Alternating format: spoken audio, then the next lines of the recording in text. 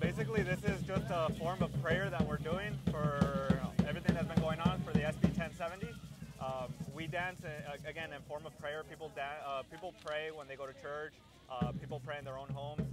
We're just making a scene here that we are going to be praying for everybody that is going through what they're going through, and that they're not alone, that everybody needs some type of prayer in their life. Today represents a great victory for the people of Arizona and for the rule of law. The U.S. Supreme Court ruled that the heart and soul of SB 1070, its key provision, in fact the only provision which most people ever spoke about, that section which allows police officers to reasonably stop and question illegal immigrants if they have reasonable suspicion, was found constitutional. That's a big win.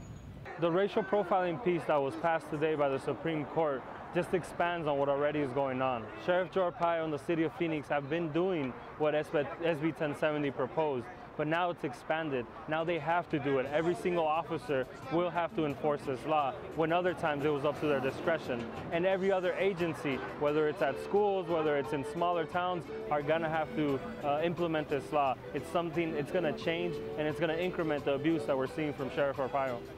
I think racial profiling has always gone on in the U.S., obviously, but now I believe even if the cop doesn't want to say something to you, doesn't want to ask you for your papers. I'm Mexican-American. I've been asked for my papers various times. Today, for the past 20 years of my life, I lived as an undocumented student. I lived in fear, but I'm here today to say that I no longer live in fear, and that I'm here working hard for all of us, for our community, because we are the backbone of this country. We deserve respect and we deserve dignity. And for that reason, I'm asking you all to join us. So are you happy with the decision today? I am. Yes, I am. Because of that one provision in it that they upheld, that we can still find out who's in our country. We need to know who's in our country.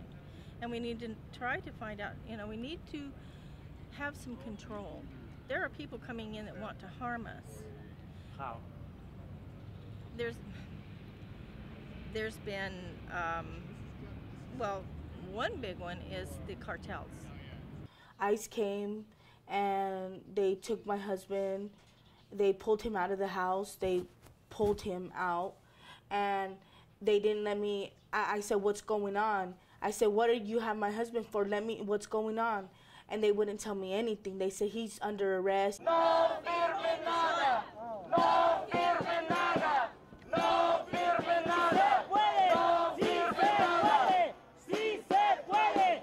Sí se puede. Sí se puede. Sí se puede.